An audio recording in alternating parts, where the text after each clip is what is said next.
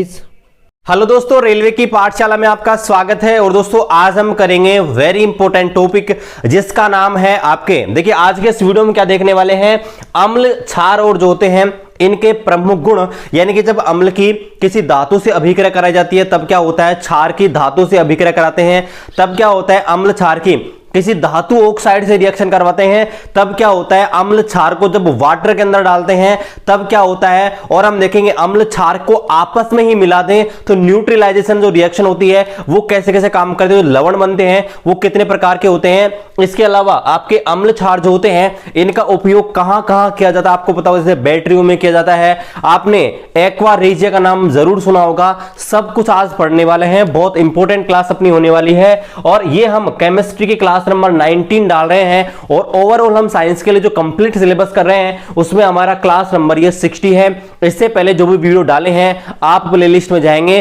तो वहां पर आपको साइंस कंप्लीट सिलेबस नाम से एक प्लेलिस्ट मिल जाएगी। आपने अभी तक जो पहले के वीडियोस नहीं देखे हैं आप उनको चेकआउट कर सकते हैं। चलिए यहां पर जो पहला हम उपयोग देखते हैं, पहले देखिए, पहले हम पढ़ेंगे गुण और फिर हमें पढ़ेंगे इनके उपयोग। तो देखिए पहले हम यहां पर जो गुण होती हैं, प्रॉपर्टीज होती हैं अम्ल क्षारों की, उनके बारे में डिस्कस करते हैं। पहली प्रॉपर्टी लिखिए कि जो अम्ल होते हैं, जो आपके एसिड होते हैं, मैंने आपको पहले बता दिया था, अम्ल जो होते हैं वो आपके नीले लिटमस को लाल कर देते हैं। नीले लिटमस को लाल कर देते हैं, लाल कर देते हैं तथा क्षार लाल लिटमस को नीला कर देते हैं। ठीक है, ये पहली प्रॉपर्टी है आपकी। ठीक है, देखिए जो आपके अम्ल जो होते हैं ना, अगर आपका कोई अम्ल है, मान लीजिए हमारे पास का आपका हाइड्रोक्लोरिक अम्ल है, सल्फ्यूरिक अम्ल है, नाइट्रिक अम्ल, कोई सा अम्ल है, उसके अंदर हम नीला लिटमस पत्र लेके जाएंगे, है ना, उसके अंदर हम नीला लिटमस पत्र लेके जाएंगे तो वो आपका कलर क्या हो जाएगा, रेड हो जाएगा। और अगर हमारे पास मान लीजिए हमारे पास कोई क्षार है, कोई बेस है, जैसे सोडियम हाइड्रोक्साइड है, पोटेशियम हाइड्रोक्साइड है, अगर उसके विलयन के अंदर हम लाल लिटमस पत्र लेके जाएंगे तो उसका कलर कैसे हो जाएगा, नीला हो जाएगा। यह आपका पहला प्रॉपर्टी है। दूसरी बात करते हैं, मान लीजिए किसी अम्ल की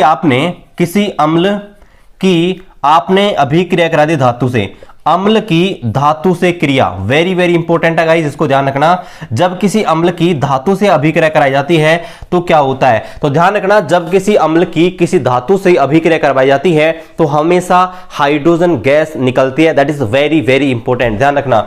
जब किसी अम्ल की किसी धातु से अभिक्रिया कराई जाती है तो हमेशा हाइड्रोजन गैस निकलती है। यह प्रश्न पूछा जाता है कि मान लीजिए कोई अम्ल है, उसकी धातु से अभिक्रिया कराएंगे तो कौन सी गैस बाहर निकलती है, ध्यान रखना कौन सी निकलेगी, हमेशा निकलेगी हाइड्रोजन गैस। देखिए कैसे, मान लीजिए हमारे पास ये अम्ल है HCl और इसकी हमने अभिक्रिया करा दी कोई भी धातु, मान लीजिए हमने करा दी इसकी अभिक्रिया Zn से, है ना। और मान लीजिए दूसरा एग्जांपल ले लीजिए, जैसे मान लीजिए H2SO4 है, H2SO4 की हमने अभिक्रिया करा दी किससे, Ca से। तो देखिए यहां पर क्या होगा, यहां पर एक तो आपके बनेगी हाइड्रोजन गैस और यहां पर बनेगा ZnCl2 प्लस आपका हाइड्रोजन गैस, और गैस को इस सिंबल से रिप्रेजेंट करते हैं। इसी प्रकार से ये जो अभिक्रिया होगी इसमें क्या होगा, इसमें आपका जो कैल्शियम है वो आपके CaSO4 बनाएगा प्लस आपका क्या बनेगा, hydrogen gas. That is very very important, आपको ध्यान रखना है। इस प्रकार से गाइस क्या होता है, आपके जब भी किसी अम्ल की किसी धातु से अभिक्रिया कराई जाती है तो हमेशा हाइड्रोजन गैस निकलती है, यह आपको ध्यान रखना है। लेकिन आपको क्या ध्यान रखना है, अगर आप किसी भी क्षार की, ध्यान रखना, अगर किसी भी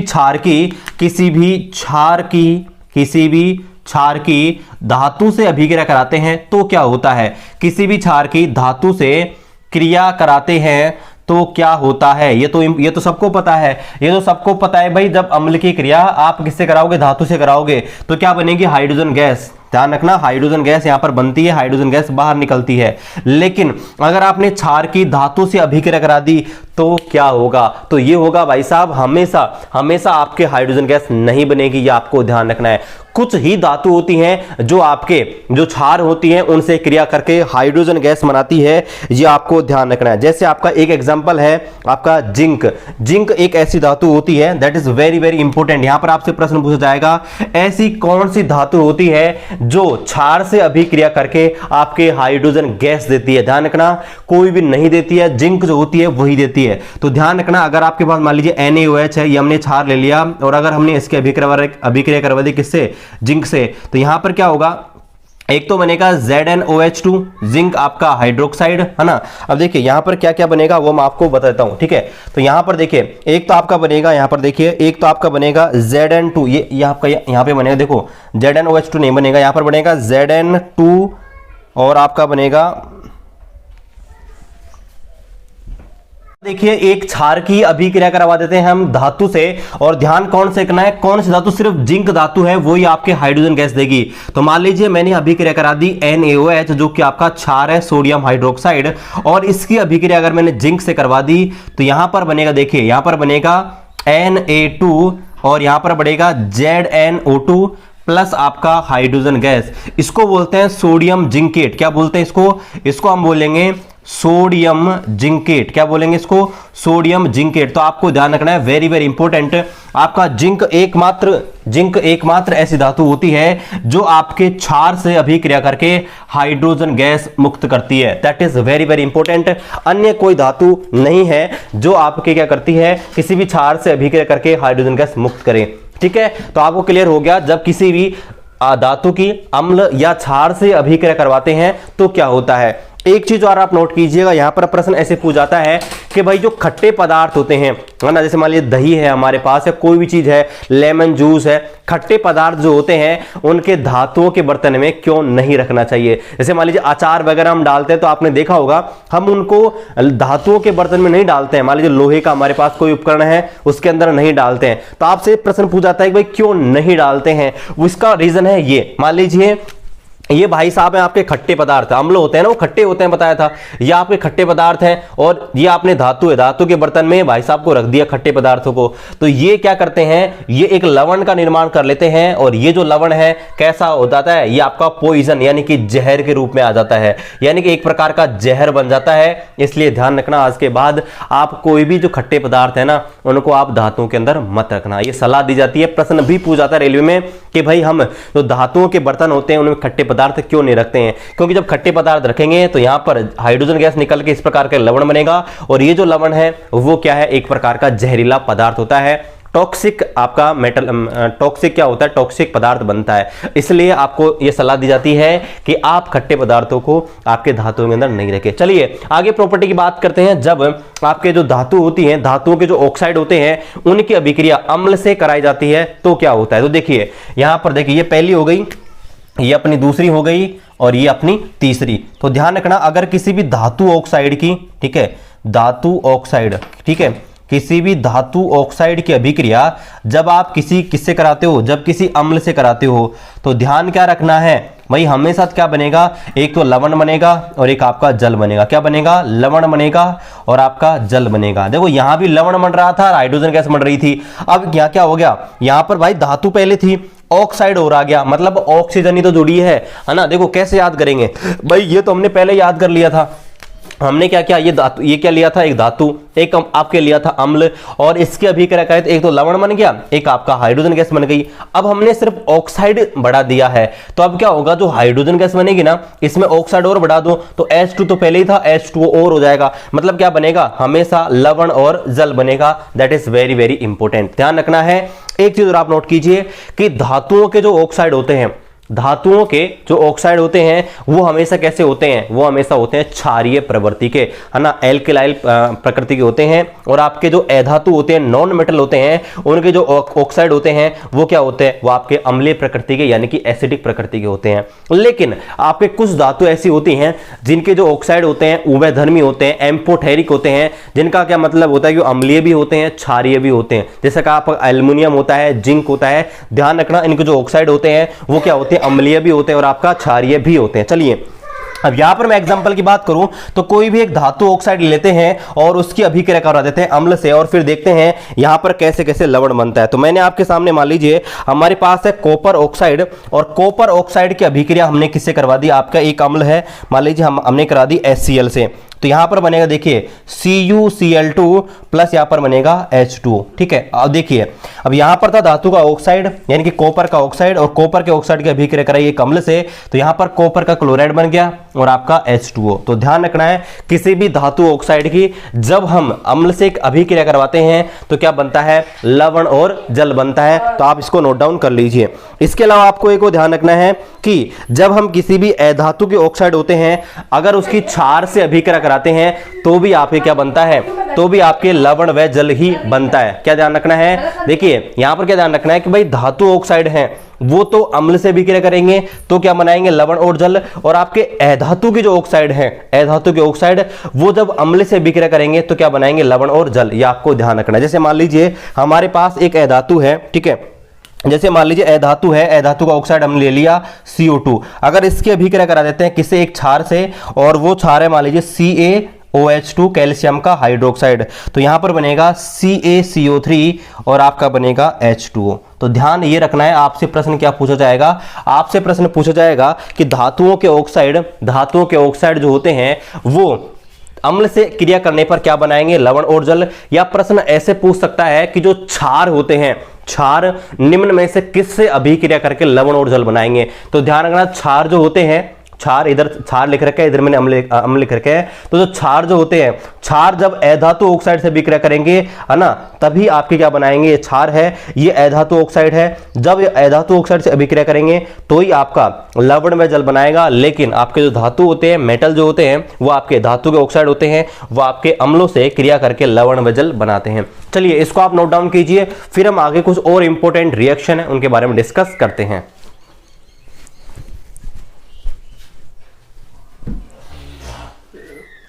चलिए अब हम आगे अगली प्रॉपर्टी की बात करते हैं। तो देखिए अगला जो गुण है आपके धातुओं और अधातुओं का, वो ये है कि धातु हो चाहे अधातु, धातु नहीं, आपके अम्ल हो या क्षार हो, ठीक है, अम्ल हो या क्षार, यानी कि अम्ल या क्षार, यानी कि अम्ल व क्षार के जलीय विलयन, अम्ल व क्षार के जलीय विलयन विद्युत का चालन करते हैं, जलीय विलयन विद्युत का चालन करते हैं, विद्युत का चालन करते हैं। इसका क्या मतलब है, इसका मतलब ये है कि अगर आपने जो आपके पास अगर कोई एसिड है या बेस है, यानी कि अम्ल है या क्षार है, तो उसमें विद्युत धारा बहेगी, ये आपको ध्यान रखना है। तो ध्यान रखना है कि यहां पर प्रॉपर्टी है कि अम्ल है या क्षार है, दोनों के जो विलयन होते हैं उसमें विद्युत धारा का प्रवाह होता है। चलिए आगे बात करते हैं। मान लीजिए अगली जो रिएक्शन है वो ये कि जब आपस में हम अम्ल और क्षार की अभिक्रिया करवा दें,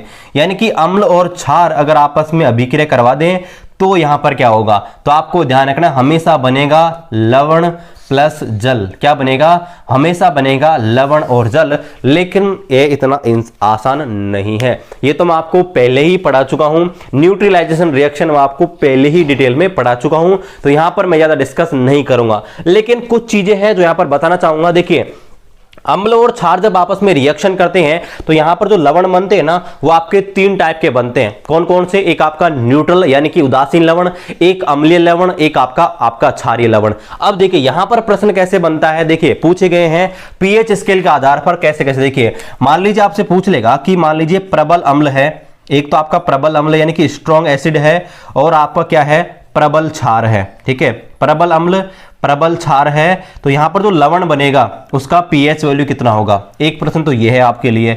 दूसरा यह है कि मान लीजिए प्रबल तो अम्ल है, प्रबल अम्ल है और आपका दुर्बल क्षार है ना, दुर्बल क्षार है, तो उसका पीएच वैल्यू कितना होगा, ठीक है। और तीसरा क्वेश्चन आपके लिए यह है कि अगर आपके पास दुर्बल अम्ल है, देखिए मैं आपको पहले ही करा चुका हूं ये भी क्रिया, लेकिन यहां पर पीएच वैल्यू यहां पर बताऊंगा सिर्फ आपको। मान लीजिए दुर्बल अम्ल है और आपका प्रबल क्षार है, ठीक है, तो यहां पर जो बनने वाला लवण है उसका पीएच वैल्यू कितना होगा, बताइए। तो देखिए मैंने आपको बताया था कि अगर आप प्रबल अम्ल और प्रबल क्षार की अभिक्रिया करवाते हैं तो यहां पर दोनों एक दूसरे के गुण को नष्ट कर देते हैं, और जो लवण बनेगा वो कैसा बनता है, उदासीन बनता है। और आपको पता होगा उदासीन जो लवण होता है उसका पीएच वैल्यू कितना होगा, 7 होगा, ठीक है। अब बात करते हैं जब आपका प्रबल अम्ल और दुर्बल क्षार अभिक्रिया करेंगे तो क्या होगा। तो देखिए जब प्रबल अम्ल और दुर्बल क्षार अभिक्रिया करते हैं तो जो बनने वाला जो लवण होता है ना वो कैसा होगा भाई, जो चीज प्रबल होगी उसका, तो यहां पर जो आपका लवण बनेगा वो कैसा होगा, अम्लीय होगा। कैसा होगा, अम्लीय यानी कि क्षारीय, आपका अम्लीय यानी कि या अम्लीय एसिडिक प्रवृत्ति का होगा। अब अम्लीय है तो आपको ध्यान रखना है उसका पीएच वैल्यू कितना होगा, तो ध्यान रखना है आपको कि उसका जो पीएच वैल्यू है वो लेस देन 7 होगा। क्या होगा, 7 से क्या होगा, छोटा होगा हमेशा। क्या होगा, 7 से छोटा होगा, या आपको ध्यान रखना है 7 से हमेशा क्या होगा, छोटा। उसका पीएच वैल्यू है हमेशा 7 से क्या होगा, छोटा होगा, या 7 के बराबर भी हो सकता है। 7 के बराबर तो नहीं होगा, है ना, वो तो न्यूट्रल का, 7 से छोटा ही होगा हमेशा। अब बात करते हैं अगर आपका दुर्बल अम्ल यानी कि वीक एसिड और स्ट्रॉन्ग बेस यानी कि प्रबल क्षार और दुर्बल अम्ल अभिक्रिया करते हैं तो आपको पता होगा प्रबल क्षार है तो सीधी सी बात है जो लवण बनेगा वो कैसा होगा, क्षारीय प्रकृति का होगा, मतलब वो आपका बेसिक प्रकृति का होगा। और अगर बेसिक प्रकृति का है तो सीधी सी बात है इसका जो पीएच है वो 7 से 14 के बीच होगा। इसका मतलब इसका जो पीएच है वो हमेशा 7 से क्या होगा, बड़ा होगा, यानी कि जो पीएच वैल्यू है 7 से बड़ी होगी, 8, 9, 10, 11, 12 इस प्रकार से हो सकती है। तो ये क्वेश्चन आपके पूछा जा सकता है, पीएच के आधार पर पूछा गया था रेलवे ग्रुप डी में, इसलिए मैंने आपको बताया है। अब चलिए एक रिएक्शन और रह रही है आपके अम्ल क्षार की इनकी प्रॉपर्टी के आधार पर, ठीक है। तो देखिए कैसे, देखिए एक और कर लेते हैं, फिर यहां पर देखिए फिर हम इनके अगले चीज के बारे में पढ़ेंगे। तो देखिए यहां पर मैं इधर लिख देता हूं, मान लीजिए अगली प्रॉपर्टी है 7, जब आप किसी भी अम्ल की, ध्यान रखना यह आपके अम्ल की प्रॉपर्टी है, जब किसी अम्ल की आप धातु कार्बोनेट, है ना, धातु कार्बोनेट, है ना, धातु कार्बोनेट या हाइड्रोजन धातु कार्बोनेट या आप धातु बाई कार्बोनेट बोल सकते हो, या हाइड्रोजन धातु कार्बोनेट से रिएक्शन करवाते हैं, धातु कार्बोनेट से क्रिया, तो क्या होगा, ठीक है। यह प्रश्न आपके पूछा जाता है कि अगर आपने किसी भी अम्ल की या तो धातु कार्बोनेट है कोई या हाइड्रोजन धातु कार्बोनेट है उससे अगर अभिक्रिया कराएंगे तो कौन सी गैस बाहर निकलती है, यह प्रश्न आपके पूछा जाता है। तो देखिए मान लीजिए मैं आपको पहले एक धातु कार्बोनेट है, ठीक है, धातु कार्बोनेट के लिए लेते हैं, एक धातु ले लेते हैं, मान लीजिए सोडियम ले ली और सोडियम के साथ जोड़ेंगे कार्बोनेट, तो ये आपका बनेगा Na2CO3। क्या बनेगा, Na2CO3। अगर इसकी अभिक्रिया मैंने करवा दी किससे, आपके किसी अम्ल से, मान लीजिए HCl से मैंने करवा दी, तो यहां पर क्या बनेगा, तो यहां पर आपको ध्यान रखना है क्या बनेगा। देखिए पहला तो यहां पर बनेगा आपका Na, यहां पर है Cl यहां पर है, तो यहां पर बनेगा NaCl, पहली बात तो ये। दूसरा यहां पर बनेगा CO3 है तो यहां से बनेगा CO2 और यहां पर बनेगा, आपको ध्यान रखना है कि H2O।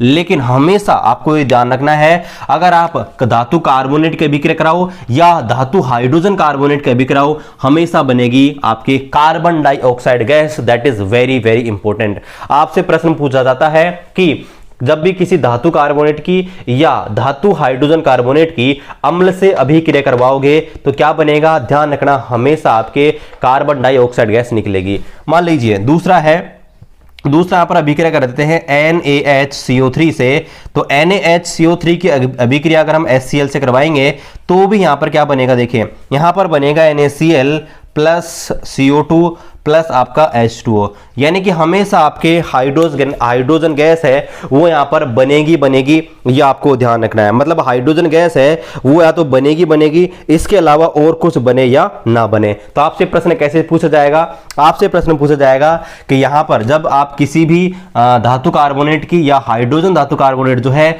इसकी अभिक्रिया एसिड से अम्ल से करवाओगे तो कौन सी गैस बनती है, तो ध्यान रखना आपके क्या बनती है, CO2। ठीक है, अब बात हो रही है CO2 की, तो एक क्वेश्चन तो बनता है। क्वेश्चन देखिए आपको दो चीजें मैं आपको बताऊं, देखिए एक आपका होता है CaO, ये जो भाई साहब होते हैं CaO, इनको हम बोलते हैं बिना भुजा हुआ चूना। क्या बोलते हैं इनको, बिना भुजा चूना। क्या बोलते हैं, बिना भुजा हुआ चूना। और एक भाई साहब होते हैं जिनको हम बोलते हैं CaOH2, और ये आपका होता है भुजा हुआ चूना। ठीक है, पहली बात तो ये कि इनका आपको सूत्र पता होने चाहिए, पूछे जाते हैं।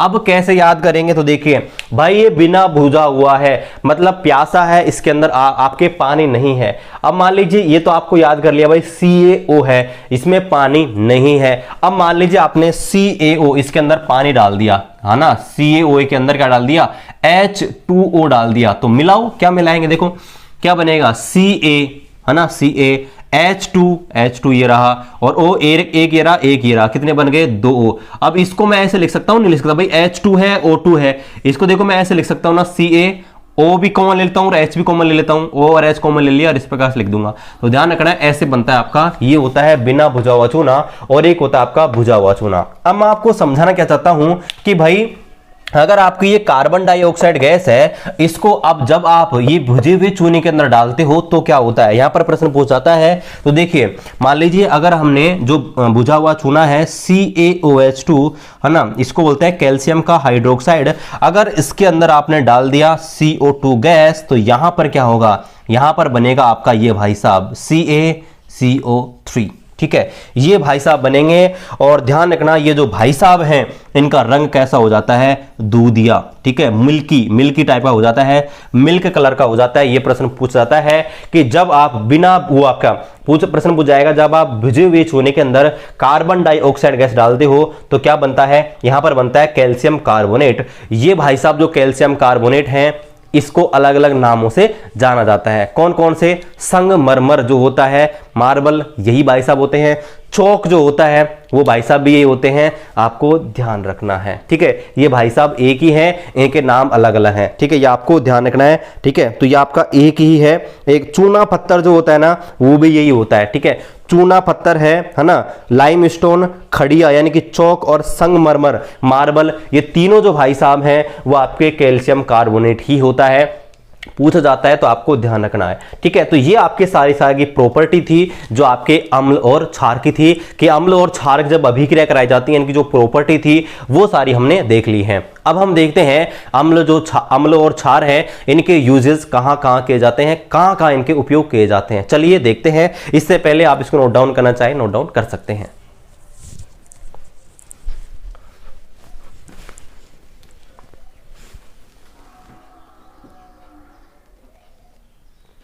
चलिए दोस्तों, अब बात करते हैं अम्ल क्षारों के उपयोग कहां कहां किए जाते हैं। लेकिन उससे पहले एक इंपॉर्टेंट प्रश्न है, वो आपको ध्यान रखना है कि देखिए तनुकरण के बारे में मैंने आपको पहले बताया था, तनु विलयन और सांद्र विलयन के बारे में।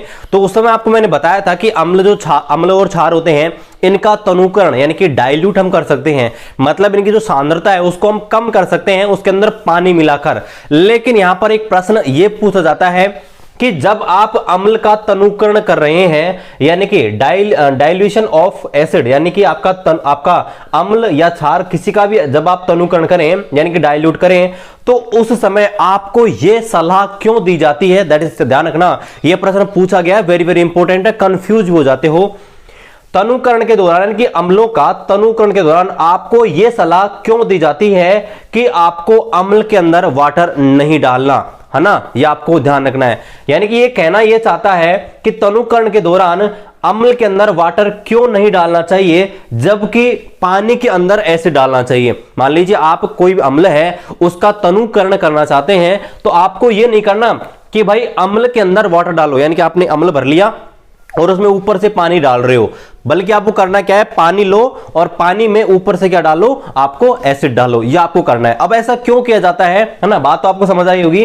भाई कहना यह चाहता है कि अम्ल के अंदर पानी नहीं डालना, यानी कि आपने अम्ल भर लिया और उसके ऊपर से पानी नहीं डालना। क्यों नहीं डालना, क्योंकि जब आप अम्ल के अंदर पानी डालते हो, अम्ल में पानी डालते हो तो यहां पर होती है एक्सोथर्मिक रिएक्शन यानी कि ऊष्माक्षेपी अभिक्रिया।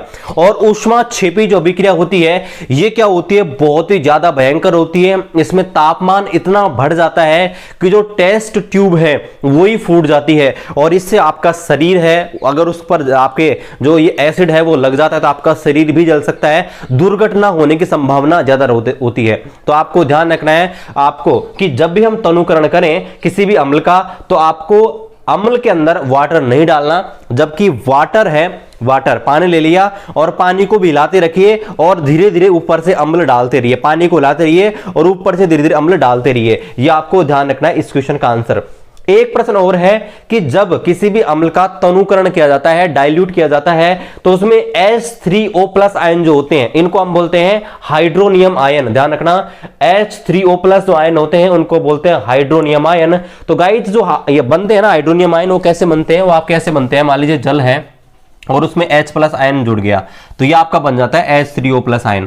तो आपसे ये पूछा गया है कि जब डाइल्यूट आप कर रहे हो है ना किसी भी एसिड का, तो डाइल्यूट के समय H3O+ आयन जो होते हैं उनकी सांद्रता पर क्या प्रभाव पड़ता है। तो आपको ध्यान रखना है भाई सांद्रता घट जाती है। भाई डाइल्यूट कर रहे हैं मतलब जो प्रबल अम्ल है उसको दुर्बल अम्ल के अंदर कन्वर्ट कर रहे हैं, तो सीधी सी बात है उसकी सांद्रता क्या हो जाएगी, घट जाएगी। ये आपको ध्यान रखना। चलिए अब यहां पर बढ़ते हैं, अम्ल क्षार के उपयोग कहां किए जाते हैं। पहला सबसे मोस्ट इंपोर्टेंट प्रश्न है कि खनिज अम्ल किसे कहते हैं। तो ध्यान रखना, 3 एग्जांपल याद रखने हैं, प्रश्न पूछे गए हैं 2018 में। निम्न में से कौन सा एक खनिज अम्ल नहीं है। तो जो अम्ल आपको याद है ना वो खनिज अम्ल ही है। मेरे को पता है आपको ये 3 अम्ल याद होंगे नॉर्मली, H2SO4 जिसको हम बोलते हैं सल्फ्यूरिक अम्ल, HNO3 जिसको हम बोलते हैं नाइट्रिक अम्ल, ये है HCl जिसको बोलते हैं हाइड्रोक्लोरिक अम्ल। ये तीनों ही आपके खनिज अम्ल कहलाते हैं, ध्यान रखना है, यानी कि मिनरल एसिड इनको कहा जाता है। अगला जो प्रश्न देखिए, कार्बनिक अम्ल क्या होते हैं। तो देखिए कार्बनिक अम्ल ऐसे अम्ल होते हैं जो या तो आपके पेड़ पौधों से प्राप्त होते हो या आपके जंतुओं से यानी कि जीवों से प्राप्त होते हो। जैसे टार्ट्रिक एसिड है वो आपके इमली से यानी कि पेड़ पौधों से प्राप्त होता है ना। मेलिक एसिड होता है, टार्ट्रिक एसिड होता है, फार्मिक एसिड होता है जो चींटी से प्राप्त होता है ना। और आपके कीटों के डंक होते हैं उनसे अलग अलग एसिड प्राप्त होते हैं, फार्मिक एसिड, मेलिक एसिड, आपका सार्ट्रिक एसिड है ना, बहुत सारे एसिड होते हैं। तो ध्यान रखना ये क्या होते हैं, आपके कार्बनिक अम्ल की श्रेणी में आते हैं। यानी कि ध्यान रखना, आपसे पूछ ले भाई निम्न में से कौन सा कार्बनिक अम्ल नहीं है, तो आपको यह ध्यान रखना है कि ऐसे अम्ल जो पेड़ पौधों और जंतुओं से प्राप्त नहीं होते हैं उन्हें हम बोलते हैं, वो आपके प्राप्त होते हैं उन्हें हम बोलते हैं कार्बनिक एसिड। तो आपको एग्जांपल में चेक करना है कि भाई क्या दिया गया है। मान लीजिए ये दिए गए हैं तो ये आपके कार्बनिक अम्ल नहीं होते हैं, ध्यान रखना। चलिए आगे बात करते हैं उपयोग के बारे में। तो सबसे पहले देखते हैं HCl जो होता है हाइड्रोक्लोरिक अम्ल, इसका उपयोग कहां करते हैं। तो देखिए हाइड्रोक्लोरिक अम्ल का उपयोग स्पेशली हम करते हैं, देखो सिंक जो होता है हमारे घरों में, सिंक और सैनिटरी इनको सफाई करने में, इसके अलावा बॉयलर जो होता है बॉयलर, इसकी सफाई करने में यहां पर इनका उपयोग किया जाता है HCl। यानी कि HCl जो अम्ल होता है हाइड्रोक्लोरिक अम्ल, उसका उपयोग स्पेशली सफाई करने में है ना। मान लीजिए अच्छा आपका सिंक है, सैनिटरी है, उसको साफ सफाई करने में एसिड बोतल आती है मार्केट से, आपको पता होगा, उसके माध्यम से सफाई करते हैं तो यहां पर चिकना नया सा बन जाता है। तो ध्यान रखना है कि HCl का उपयोग यहां किया जाता है।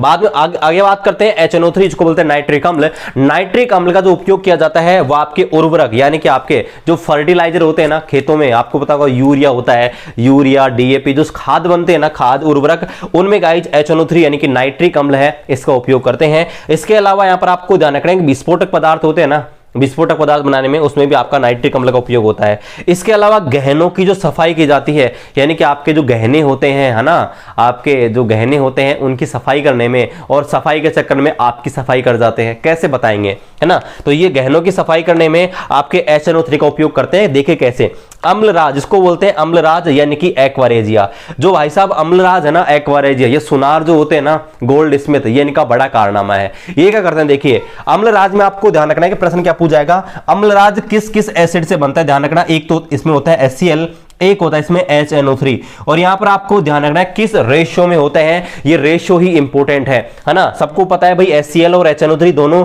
मिलकर आपके अम्लराज बनाते हैं, एक्वारेजिया बनाते हैं, लेकिन किस अनुपात में। तो ध्यान क्या रखना है, ध्यान ये रखना है कि भाई इसके पास तो ऑलरेडी 3 है, तो 3 आप इसको दो HCl को, तो ध्यान रखना इसको 3 और इसको 1 देंगे, मतलब इस प्रकार से 3:1, यानी कि 3 भाग तो HCl और 1 भाग HNO3 मिलेंगे, तब जाकर आपका अम्लराज बनेगा। और अम्लराज इतना आपका खतरनाक होता है, इतना शक्तिशाली होता है, ये सोने जैसी धातु को भी गला देता है। तो हम क्या करते हैं, हम भाई साहब लेके जाते हैं सुनार के पास, गोल्ड स्मिथ के पास, और कहते हैं कि हमारा जो सोना है इसमें जंग लग गई है। वो क्या करता है, अम्लराज रखता है एक्वारेजिया, उसके अंदर आपके जो सोने के आभूषण है ना, उनको क्या करेगा, जो ज्वेलरी है उनको डुबोएगा, और डुबो के रखेगा, और करेगा क्या, आपका जो सोना है उसकी बाहर की परत धीरे धीरे गलने लग जाएगी, और गलने लग गई तो आपका तो नुकसान हो गया। देखिए आपसे पैसे भी ले लेगा वो सोने को नया चमकाने का, और आपका सोना भी निकाल लेगा वो आपका एक्वारेजिया के माध्यम से। तो ध्यान रखना कि एक्वारेजिया आपका HCl और HNO3 का 3:1 में लाते हैं,